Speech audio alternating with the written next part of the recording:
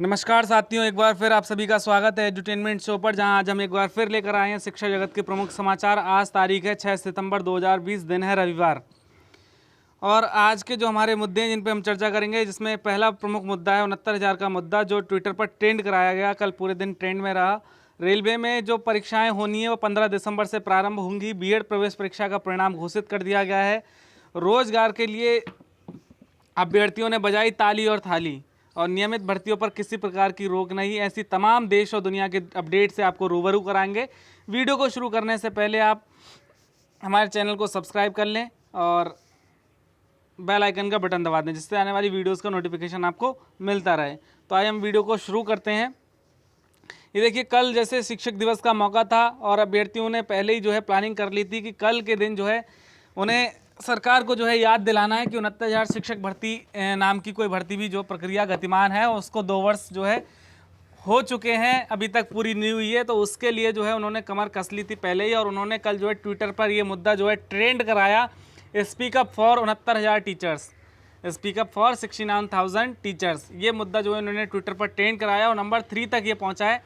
तो निश्चित तौर पे इसका जो असर देखने को मिलेगा आने वाले समय में, और सरकार जो है इसके प्रति अवश्य जागरूक होगी। बस यहाँ पे देर है तो खाली ऑर्डर आने की, तो देर सवेर ऑर्डर भी आ ही जाएगा। उसके बाद सरकार को देखना होगा कि भाई भर्ती प्रक्रिया सुचारू रूप से चालू हो सके और जल्द से जल्द पूरी हो। ये सरकार की जवाबदेही बनती है।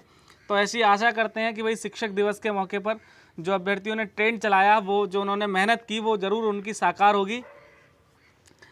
तो ऐसे तमाम हैशटैग के साथ कल ट्विटर जो है पूरा अभ्यर्थियों के मुद्दों से, बेरोजगारों के मुद्दों से छाया रहा, और जिसका बहुत ज़्यादा सकारात्मक असर देखने को मिला है।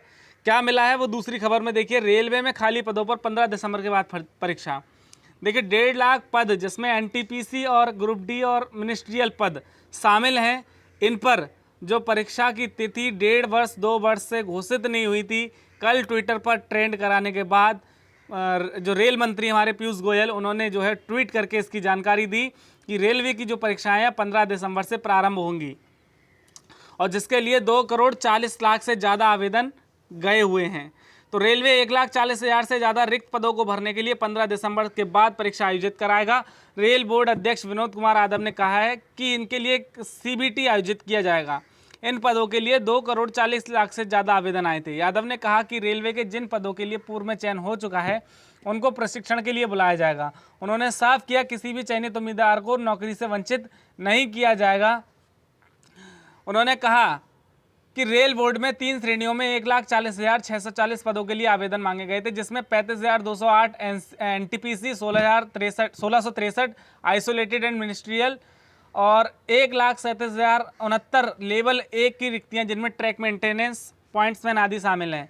इनके लिए 2,42,00,000 लोगों ने आवेदन किया। इन पदों के लिए कोरोना की वजह से परीक्षा आयोजित नहीं की सकी थी। चलिए, देर सवेर सही, कम से कम मंत्रालय को, सरकार को जो है अभ्यर्थियों की सुध तो ली और परीक्षा की तिथि घोषित की। अब ऐसा मतलब मान सकते हैं या विश्वास कर सकते हैं सरकार का कि जो 15 दिसंबर के बाद परीक्षा शुरू हो जाएगी। तो इसी के चलते जो है सभी अभ्यर्थी अपनी तैयारियों में जुट जाएं। देखिए, जो आप ये ट्रेंड करा रहे हैं, इस चीज़ का सकारात्मक असर देखने को जरूर मिलेगा। तो इसके चलते आप जिस भी परीक्षा की तैयारी कर रहे हैं उसकी तैयारी पर भी विशेष ध्यान दीजिएगा, क्योंकि परीक्षाएं जो हैं जैसे ही कोरोना नियंत्रण में होगा तुरंत सारी परीक्षाएं जो हैं होंगी और नौकरियां भी दी जाएंगी। सभी अभ्यर्थी अपनी तैयारियों में जुटे रहें। अगली खबर आ रही है, राष्ट्रीय पुरस्कार से 47 शिक्षक सम्मानित। देखिए, अभी पिछले दिनों राष्ट्रीय पुरस्कारों की घोषणा हुई थी, जिसमें 47 शिक्षकों का चयन किया गया था। तो कल उनको जो है वितरित किया गया। राष्ट्रपति रामनाथ कोविंद ने शनिवार को शिक्षक दिवस के मौके पर 47 शिक्षकों को राष्ट्रीय शिक्षक पुरस्कार से सम्मानित किया। पुरस्कार पाने वालों में उत्तरी दिल्ली नगर निगम के शिक्षक सुरेंद्र सिंह और दिल्ली के निजी स्कूल में अनोखा वैश्विक नागरिकता पाठ्यक्रम शुरू करने वाली प्राचार्य ज्योति अरोड़ा भी शामिल हैं। राष्ट्रपति ने 11 बजे सुबह वीडियो कॉन्फ्रेंसिंग के जरिए इन शिक्षकों को सम्मानित किया। इनमें 2 शिक्षक दिव्यांग श्रेणी के हैं। इनमें अहमदाबाद के नेत्रहीन स्कूल की शिक्षिका जोशी सुधा गौतम भाई और बिहार के बेगूसराय के दृष्टिहीन शिक्षक संत कुमार साहनी हैं। ये शिक्षक 36 राज्यों केंद्र शासित क्षेत्रों के अलावा 7 संगठनों के भी हैं। तो देखिए, निश्चित रूप से सभी जो शिक्षक जो हैं इसके लिए चयनित हुए हैं, जिनको ये पुरस्कार मिला है, सभी जो है बधाई के पात्र हैं और हम सभी के लिए जो है प्रेरणा स्रोत हैं। तो हम सभी को इनसे जो है प्रेरित होना चाहिए, प्रेरणा लेनी चाहिए। बढ़ते हैं अगली खबर की तरफ। अल्पसंख्यक संस्थानों में शिक्षक भर्ती पर सुप्रीम कोर्ट ने यूपी सरकार से मांगा जवाब। देखिए, उत्तर प्रदेश सहायता प्राप्त अल्पसंख्यक संस्थानों में शिक्षकों की नियुक्ति से संबंधित कानून में बदलाव को चुनौती देने वाली याचिका पर सुप्रीम कोर्ट ने राज्य सरकार से जवाब मांगा है। जस्टिस अशोक भूषण की पीठ ने यूपी सरकार को नोटिस जारी कर 8 हफ्ते में जवाब देने को कहा है। कोर्ट बुलंदशहर के नेशनल इंटर कॉलेज प्रबंधन की ओर से दाखिल याचिका पर सुनवाई कर रहा है। याचिका में यूपी सरकार के फैसले को सही ठहराने के इलाहाबाद हाईकोर्ट के फैसले को चुनौती दी गई है। हालांकि पीठ ने हाईकोर्ट के 22 अप्रैल को पारित फैसले पर अंतरिम रोक लगाने से इनकार कर दिया है। तो निश्चित रूप से इसमें जो बुलंदशहर का स्कूल कॉलेज है उसने याचिका दाखिल की है, जिस पे जो है राज्य सरकार से 8 हफ्तों के भीतर जवाब मांगा गया है। लेकिन अभी किसी तरीके की जो है इंटरिम रोक नहीं लगाई गई है, जो माननीय हाईकोर्ट का आदेश था उस पर। बढ़ते हैं अगली खबर की तरफ। 10 प्रकार के 610 पदों पर भर्ती के लिए आवेदन शुरू। देखिए, भर्ती का विज्ञापन जारी, 5 अक्टूबर तक कर सकते हैं आप आवेदन। उत्तर प्रदेश शासन के तहत 10 प्रकार के 610 पदों पर भर्ती के लिए शनिवार से ऑनलाइन आवेदन की प्रक्रिया शुरू हो गई। उत्तर प्रदेश लोक सेवा आयोग ने इन पदों पर भर्ती के लिए विस्तृत विज्ञापन जारी कर दिया है। ऑनलाइन आवेदन शुल्क बैंक में जमा करने की अंतिम तिथि 1 अक्टूबर और ऑनलाइन आवेदन सबमिट किए जाने की अंतिम तिथि 5 अक्टूबर निर्धारित की गई है।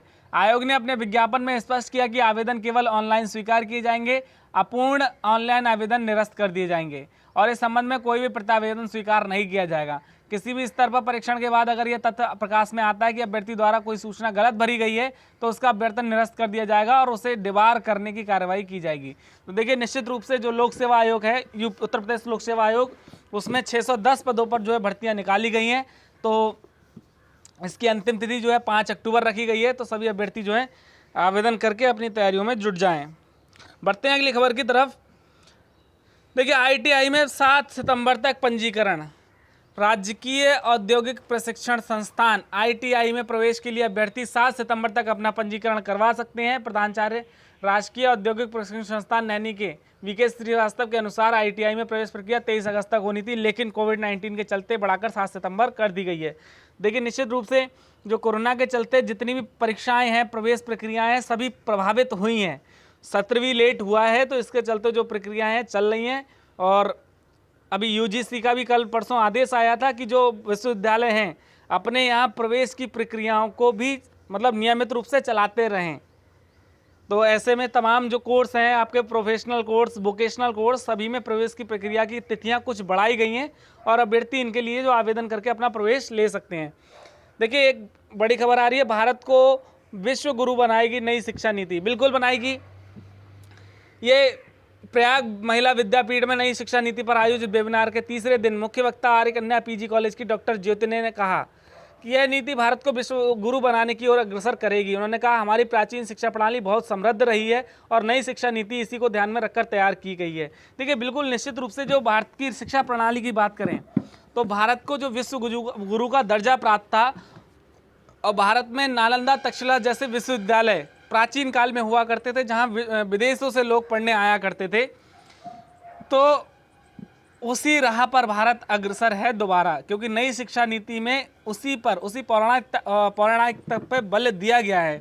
बस यहाँ पे ज़रूरत है एक चीज़ की कि इस नीति को, इस शिक्षा नीति को उचित ढंग से क्रियान्वयन कराने की।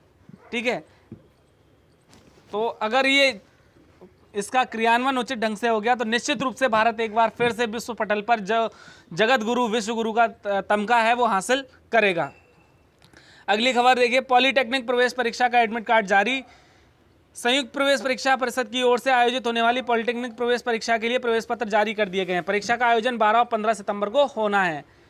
तो बिल्कुल जो भी अभ्यर्थी हैं अपने एडमिट कार्ड डाउनलोड करके अपनी परीक्षा की तैयारी करके पूरी सावधानी के साथ परीक्षा केंद्रों पर परीक्षा देने जाएं, जिसमें मास्क, सैनिटाइजर और सोशल डिस्टेंसिंग का पालन करते हुए परीक्षा देने जाएं। देखिए, ये खबर आ रही है, बीएड के जो प्रवेश परीक्षा थी उसका रिजल्ट घोषित हो गया है, जिसमें सीतापुर के पंकज ने जो है प्रदेश में टॉप किया है।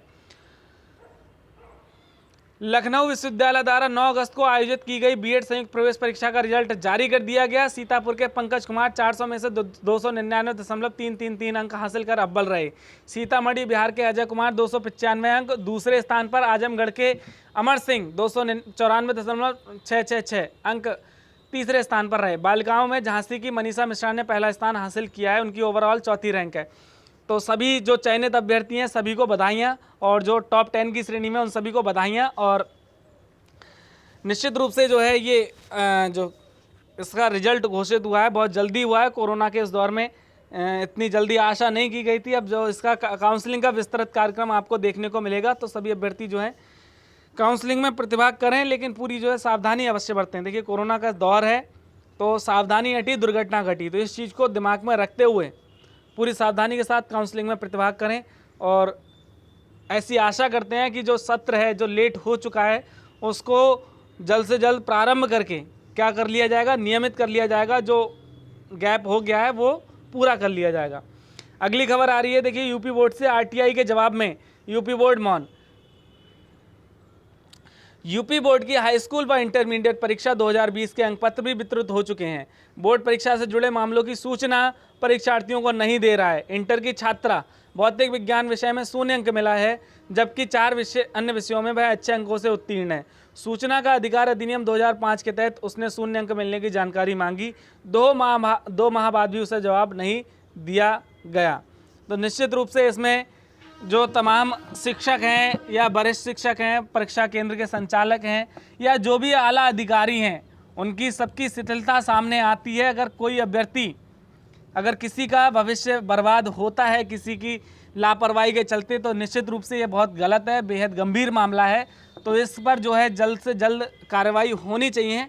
अगर जिसकी भी गलती है, छात्र छात्रा की गलती है, विभाग की गलती है, अधिकारियों की गलती है, तो देखिए किसी बच्चे के भविष्य के साथ हम खिलवाड़ नहीं कर सकते। तो उसके लिए जल्द से जल्द जो है बोर्ड को जवाब देना चाहिए, चाहे वो आरटीआई के थ्रू दे, चाहे वो किसी कोर्ट के माध्यम से दे।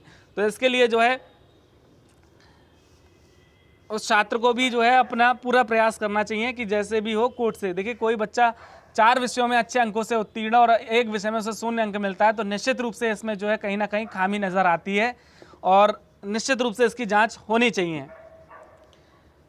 अगली खबर की तरफ बढ़ते हैं। चयन बोर्ड अब नहीं कर सकेगा भर्ती शून्य। माध्यमिक कॉलेज में शिक्षकों के चयन के लिए नियमित भर्ती परीक्षाएं कराने का आदेश।